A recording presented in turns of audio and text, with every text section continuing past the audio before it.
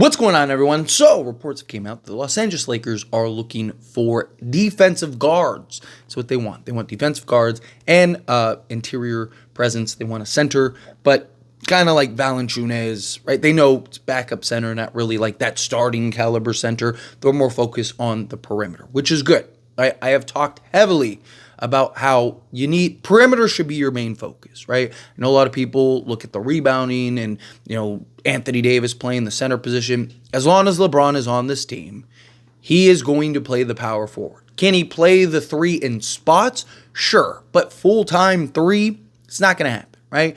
This is now the second coach, right? I said this with Darvin. People were like, why is Darvin playing, LeBron at the 4? Anthony Davis doesn't want to play the 5. He wants to play the 4, right? Like Anthony Davis has said he doesn't mind playing the 5. He just doesn't want to play it full time, right? It's why you've seen JJ Redick try to go with like Hayes, at times alongside AD. It's why if you get that backup center of Valanciunas or you go get, Day'Ron Sharpe or something like that, you can slot them both, and then LeBron can play the 3 in spots. But LeBron has to play the 4. His age, he can take possessions off. He's on the weak side of the action, so he doesn't have to be as engaged and as active at times. That's why you see him at times kind of like just completely out of plays on the defensive end. Right? He can kind of rest himself. He can't do that at the 3. He has to be more physical. He has to be more active. He has to because, again, you're responsible for where most of the action takes place, on top of helping rebound, long ball rebounds. You need to fix and solve the perimeter because that fixes like 90% of all of your issues, right? A lot of the Lakers' rebounding problems are the long ball rebounds. Teams are shooting more threes against the Lakers than pretty much every team in the league, right? Why? Because they can't defend the perimeter. They cannot defend the perimeter, which leads to a lot of threes, and then they know we just got to win these 50-50 balls, right? A lot of threes lead to a lot of long ball rebounds, right? And then you have guys tracking down and just winning foot races or, jump contests against Rui Hachimura, Austin Reeves, and D'Angelo Russell. If you can get that athleticism, that foot speed, that defensive pressure, one, makes it a lot more difficult for teams to defend out on the perimeter.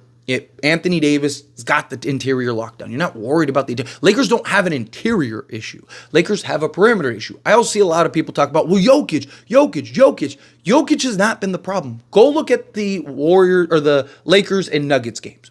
Please, I encourage you to. If you're somebody that's like, we need a center for Jokic. There's not a center in the league that can stop Nikola Jokic, right?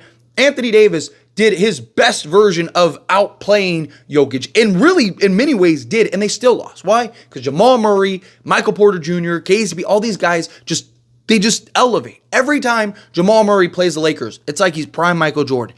Every time Michael Porter Jr. plays the Lakers, it's like he's prime Steph Curry. Again, you don't agree? Go look at the numbers. Go look at the stats. Go look at Jamal Murray versus these other teams. Jokic is not the problem.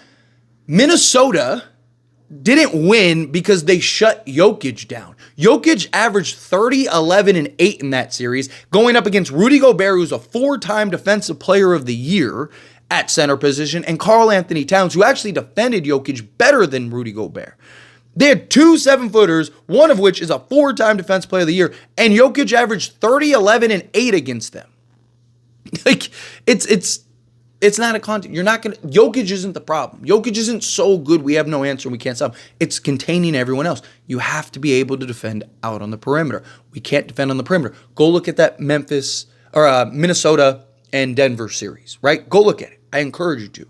Go look at Jamal Murray's stats. Go look at Michael Porter Jr.'s stats. Michael Porter Jr. was so bad, Mike Malone had to come out and defend Michael Porter Jr. And he was like, hey, if it wasn't for him, we wouldn't have won the Lakers series, right? That's how bad he was. Jamal Murray is so bad. Was so bad that series, right? It's just Jokic was incredibly dominant and kept them afloat, right? Lakers have not had a Jokic problem. They've had a perimeter problem. Also, if you get the athleticism, the perimeter defense, the guards, all that, guess what else is a huge problem that the Lakers have that would get solved? Transition defense. Lakers are the worst transition defense in the league. I mean, how many times a game, not like, this season, a game, do we see the Lakers on a made basket, end up giving up a layup on the other end?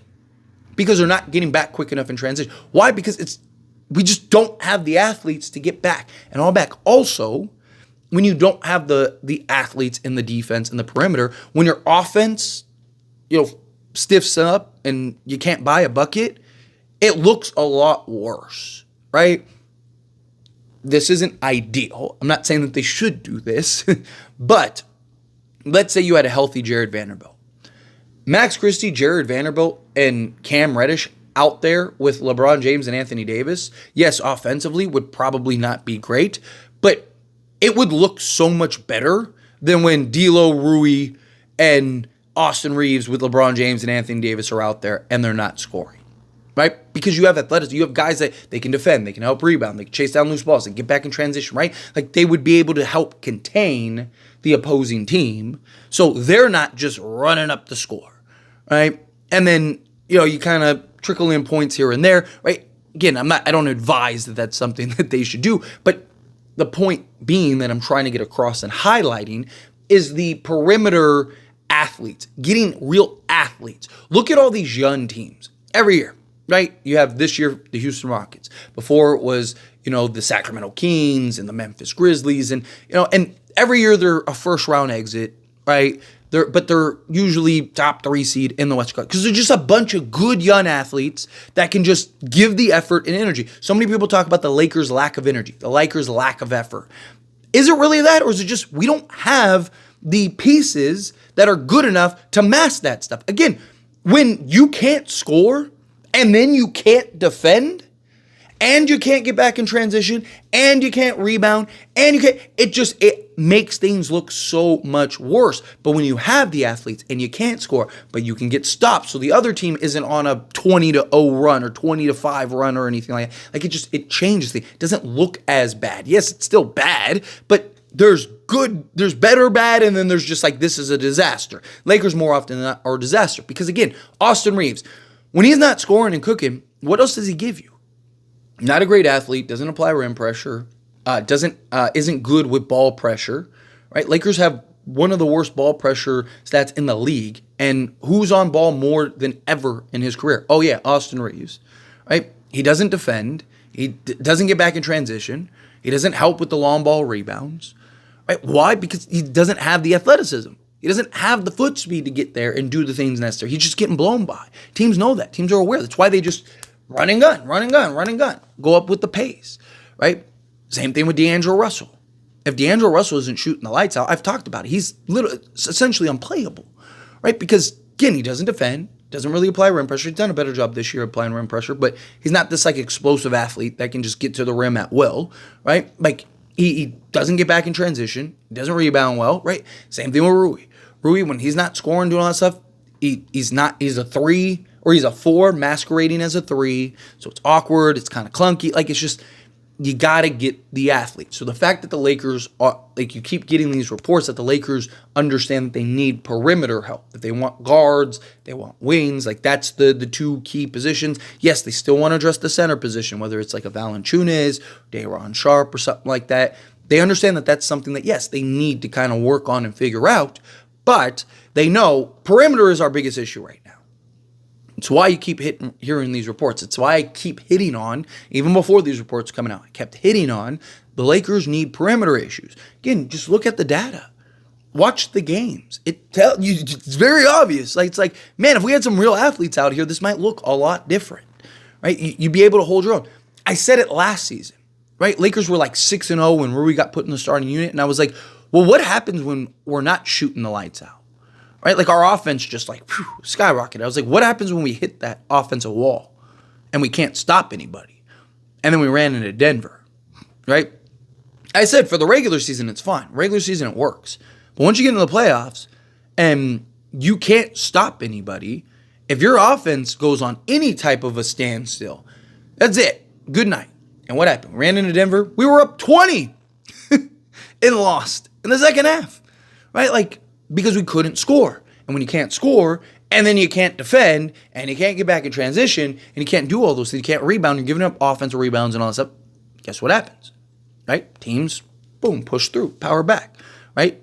But when you're scoring, everything looks good. When Lakers are, you see it this season. when Reeves is hitting shots and D'Lo's cooking and Connect's dropping and, Rui's hitting and, they got 30, I talk about it all the time. Every time Lakers get 30 assists, they win the game. Why? Because usually you have 6, 7 guys in double figures, ball's moving, right? Guys are hitting shots, things are looking good, feeling good, right? And even then, they're usually tight games. Why? Because we can't stop the other team.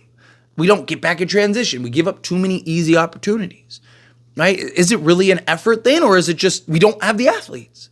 We don't have the pieces that can bring it night in and night out. We need D'Lo, Rui, and Austin Reeves to be essentially perfect every single night. Lights out essentially every single night.